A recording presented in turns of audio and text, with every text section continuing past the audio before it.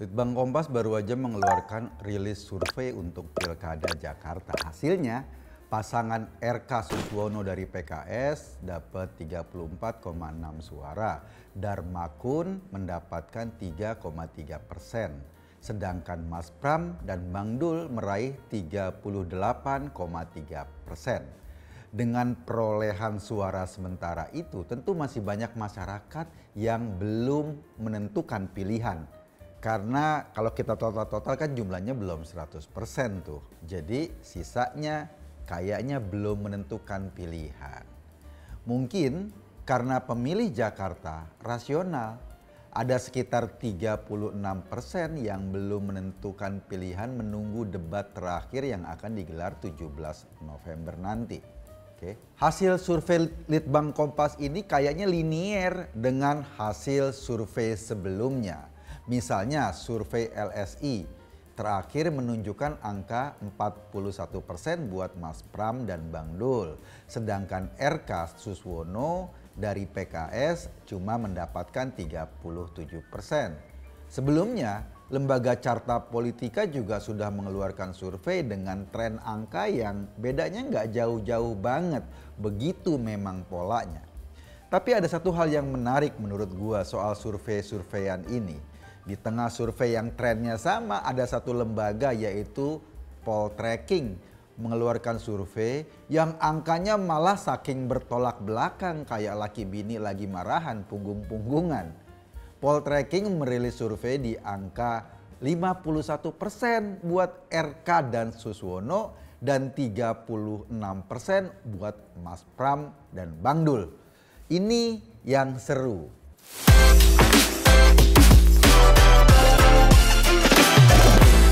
Tentu dengan hasil survei yang berbeda ini, perdebatan hasil yang jauh ini membuat orang bertanya.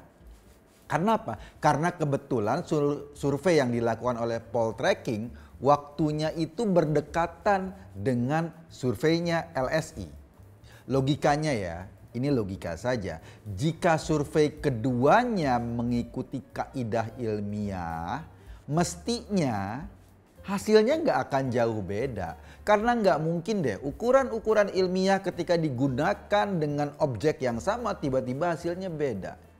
Mungkin terjadi perbedaan angka, tetapi kecenderungannya atau trennya ya pasti mirip-mirip. Ketika ada dua hasil yang dilakukan berdasarkan kaidah ilmiah berbeda, sementara surveinya dilakukan dalam waktu yang bersamaan, kesimpulannya cuma ada dua. Salah satunya salah atau dua-duanya salah. Maksudnya salah satunya benar, satunya salah atau keduanya salah. Karena nggak mungkin ada sebuah kegiatan ilmiah atau riset ilmiah yang objeknya sama, dua-duanya benar. Itu dasar berpikirnya. Jadi kesimpulannya dalam konteks survei LSI dan Poltreking, ketika mereka melakukan survei, objeknya kan sama masyarakat Jakarta. Respondennya mungkin juga sama dalam kriteria, kalaupun orangnya berbeda. Cara melakukan survei atau mengolah datanya mestinya juga sama. Sehingga ketika semuanya sama, outputnya pasti mirip-mirip. Bukan saling bertolak belakang, tapi polanya sama. Kalau soal angkanya beda-beda tipis kayak survei Kompas tadi 38 lawan 33, sementara survei LSI 41 lawan 37 angkanya Mas Pram dan Bang Dul dan angkanya RK dan Suswono, itu kan polanya sama gitu loh. Sementara beda nih surveinya Poltreking 51 lawan 37, 51-nya buat RK loh. Jadi ini saling bertolak belakang. Sekali lagi ini kayak laki bini lagi marahan, punggung-punggungan gitu. Nah, tentu saja kan harus ada orang atau lembaga yang coba melihat hasil survei yang saling bertolak belakang ini. Kayak penasehat perkawinan lah, ini mana sih yang salah gitu deh. Nah, lembaga itu bentuknya organisasi namanya Persepi, Persatuan perusahaan surveyor gitu deh. Survei dan persepsi publik. Persepsi itu punya dewan etik. Salah satu fungsi dewan etik itu untuk memastikan bahwa survei-survei yang dilakukan oleh anggotanya itu berdasarkan kaidah-kaidah ilmiah yang memang disepakati secara umum. Baik di Indonesia, lo mau survei di Amerika, di Zimbabwe, di Uganda, lo survei dimanapun dengan kaidah yang sama, hasilnya pasti mirip-mirip. Karena itu, maka hasil ini bisa dijadikan pegangan oleh masyarakat dalam mencerap informasi, dalam mendapatkan informasi. Karena kalau hasilnya bertolak belakang, pasti akhirnya yang terjadi adalah pembohongan publik. Jadi ketika dilacak sama Persepi, ujung-ujungnya adalah poltreking tidak bisa menyajikan data yang baik. Dia punya alasan atau mereka beralasan karena data dasarnya sampai keluar angka yang 51% itu data dasarnya udah dihapus dari servernya poltreking. Ini agak aneh sih menurut gua. Di mana-mana ya, kalau lu pengen hapus data, kan yang lo hapus data yang dulu kan, yang udah gak kepake lagi. Misalnya poltreking pernah survei Pilpres tahun 2014, datanya masih tersimpan. Ya dihapus karena mungkin sudah tidak dibutuhkan lagi data itu. Kalau memang alasannya servernya penuh. Gua rasa hanya orang yang agak aneh ketika data baru yang masih diproses atau data baru yang masih membutuhkan proses justru yang dihapus. Itu menurut gue cara berpikir paling aneh. Katanya datanya terhapus atau sudah dihapus akibat servernya penuh. Tapi kemudian disajikan data, akhirnya mereka bilang kepada Persepi, oh ini datanya bisa bisa ditemukan lagi. Dari dihapus lalu bisa ditemukan lagi, disampaikan ke Persepi dan dilihat datanya banyak kacau. Artinya apa? Artinya bisa diambil kesimpulan menurut Persepi bahwa data survei yang dilakukan oleh poltreking sehingga kesimpulannya memenangkan RK itu bisa dibilang ya setengah abal-abal. Kenapa? Karena nggak bisa dipertanggungjawabkan secara ilmiah. Karena tidak bisa dijadikan rujukan untuk menilai sebuah fenomena politik dalam masyarakat.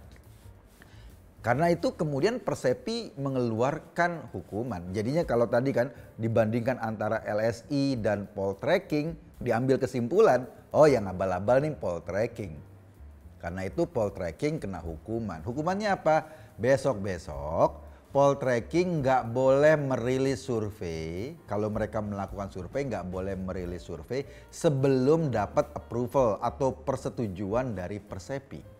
Gue sih appreciate ya, minimal Persepi, ini organisasi yang menaungi lembaga-lembaga survei, ingin menjaga masyarakat agar tidak digerojokin oleh informasi palsu, oleh kebohongan. Persepi punya tanggung jawab profesional, tanggung jawab akademik agar masyarakat tidak ditipu atau dibohongin dengan survei abal-abal. Itu tapi kan persoalannya gini. Persoalannya Persepi punya kekuatan apa?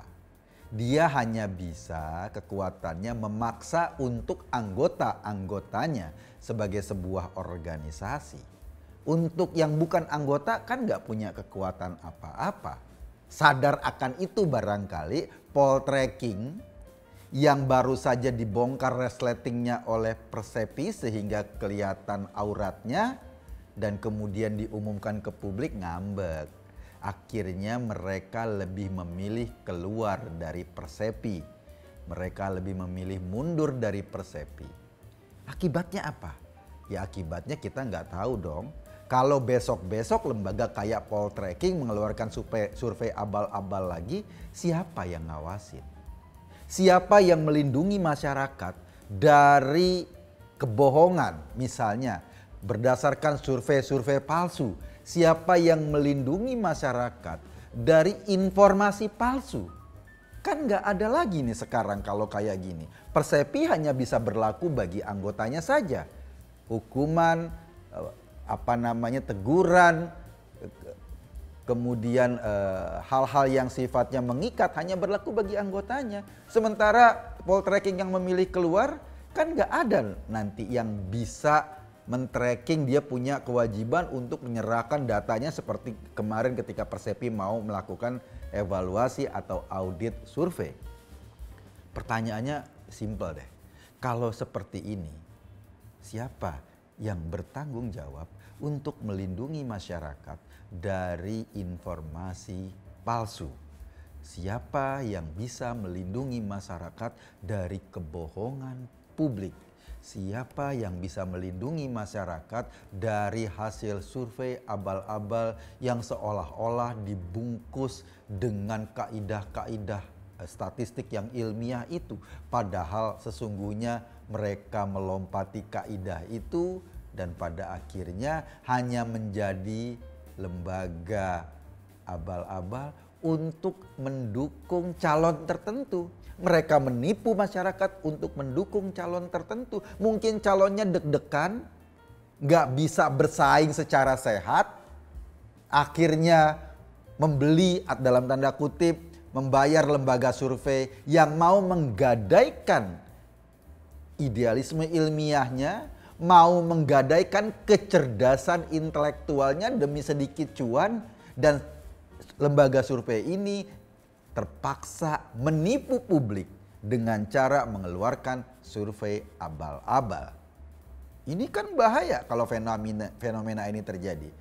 Yang terjadi apa? Yang terjadi kalau ini menjadi fenomena umum, semua orang bisa mengeluarkan survei dengan sembarangan, melakukan kebohongan publik dengan sembarangan. Ya kita kan lama-lama nggak percaya dong sama politik atau mekanisme politik yang ilmiah. Survei ini kan membantu kita untuk merekam fenomena politik dengan cara yang rasional, dengan dasar-dasar ilmiah. Bisa digunakan, hasilnya bisa digunakan oleh mahasiswa-mahasiswa FISIP misalnya, mahasiswa-mahasiswa jurusan politik misalnya. Mereka bisa menjadikan hasil-hasil survei ini sebagai dasar riset mereka, dasar buat skripsi mereka. Coba bayangin kalau hasil surveinya diambil dari gerakan atau dari langkah-langkah survei yang abal-abal, yang tidak sesuai dengan kaidah statistik. Ini kan malah menjadi merancukan suasana kita. Tapi ya sekali lagi, Persepi hanya bisa bertanggung jawab pada lingkungannya, pada organisasi yang terikat dengannya. Ada anggota yang keluar, ya Persepi nggak bisa bertanggung jawab lagi. Dan anggota ini mungkin ya, kenapa mereka memilih keluar? Karena mereka ingin ngomong kepada publik, gua ya memang terbiasa jualan kebohongan misalnya gitu ya. Jadi jangan dilarang-larang dong. Sekarang Persepi melarang kebohongan gua atau kekacauan survei gua terbongkar.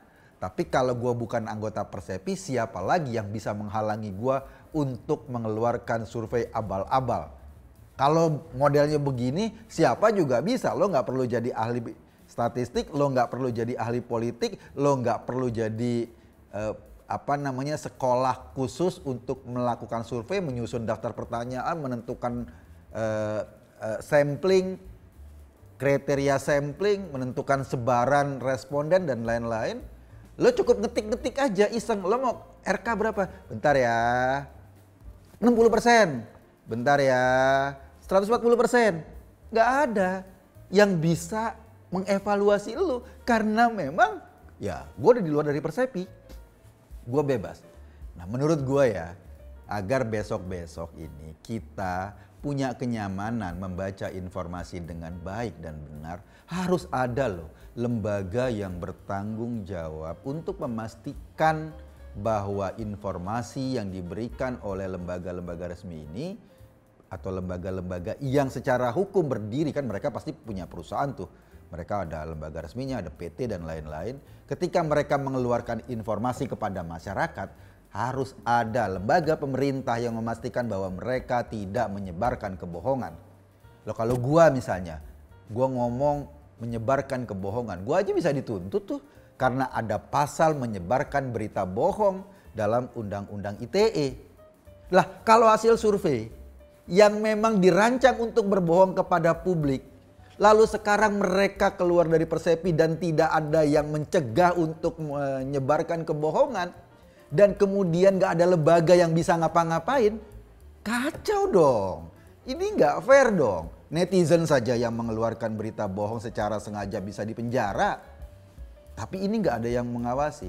Jadi menurut gua kayaknya ya lembaga kayak mungkin LIPI, Lembaga Ilmu Pengetahuan Indonesia, mungkin BRIN, atau mungkin Mendiktiristek yang kemudian memberikan sertifikasi atau bisa bertindak secara serius apabila ada lembaga yang mewakili sebuah institusi bisnis dan ilmiah lalu mengeluarkan informasi palsu ke masyarakat atau informasi yang tidak kredibel ke masyarakat untuk mendapatkan keuntungan. Motifnya kan cuan. Ya harus ditindak, harus diberikan sanksi atau harus ditegurlah minimal. Gitu loh. Jangan dibiarkan begitu saja. Ini menurut gua pasti akan tidak sehat ke depannya. Iya sih, kita-kita yang mungkin sedikit bisa mengkonsumsi informasi, dulu waktu kuliah belajar statistik, kita-kita yang mulai berpikir ilmiah, pasti kalau besok ada lembaga-lembaga survei yang tidak kredibel ini ngeluarkan hasil surveinya, kita bisa mengabaikan. Alah lo kayak dukun aja ngomong gitu loh, lo ngomongnya abal-abal. Tapi kan ketika mereka mengeluarkan lalu tersebar di media-media, lalu tersebar di medsos-medsos, itu kan tidak ada yang bisa melarang. Kita bisa nggak percaya, tapi kan mungkin nanti ada yang percaya. Mungkin ada orang yang tertipu dengan sadar.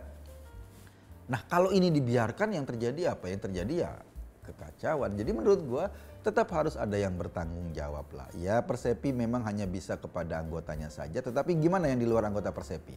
Harusnya ada lembaga pemerintah. Mungkin Kominfo, sekarang Komendigi ya. Mungkin BRIN, mungkin LIPI, atau mungkin Kemendiktiristek ya, Mendiktiristek yang bisa mengawasi agar tidak ada lembaga yang demi cuan mentang-mentang secara terang-terangan memproduksi kebohongan publik, lalu kemudian ini dijadikan acuan untuk berpegang, membaca fenomena publik. Karena tetap saja masyarakatnya harus dijaga rasionalitasnya. Masyarakat harus dijaga cara berpikirnya agar tidak menyerap informasi-informasi abal-abal yang secara sengaja, maksud gua, secara sengaja demi motif cuan. Ini yang bahaya.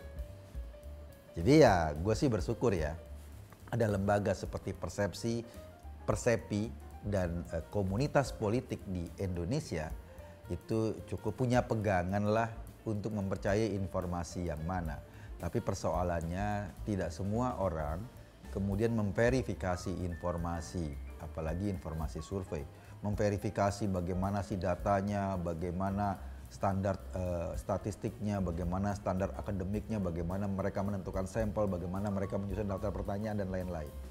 Nah, Persepi punya wewenang ini untuk memeriksa kalau ada anggotanya yang dicurigai kok agak ada penyimpangan nih. Tapi sekali lagi, yang bukan anggota Persepi kayak poltreking sekarang, siapa yang akan memeriksa, memastikan bahwa hasil-hasil mereka besok itu adalah bukan survei abal-abal. Hasil-hasil mereka itu bukan cuma pesanan dari misalnya kandidat, pesanan dari tim sukses, pesanan dari bohir untuk menipu publik, untuk membohongi publik dengan cara yang abal-abal kayak gitu. Menurut gua logikanya kalau ada undang-undang ITE yang mengatakan menyebarkan kebohongan itu adalah ada sanksi hukumnya, gue nggak tahu apakah ini ada sanksi hukumnya. Tapi udahlah, kita nggak bicara sampai di situ. Tugas kita adalah tetap menjaga rasionalitas masyarakat, tetap menjaga agar kita bisa melihat fenomena ini semua secara rasional. Itu penting, karena itu modal penting. Kita bisa bergerak ke depan, kita bisa maju ke depan. Kalau semua masyarakat lebih percaya pada takhyul, ya hidup kita ke depan akan sangat beresiko. Gue Eka Kuntadi. Masuk Pak Eko. Terima kasih.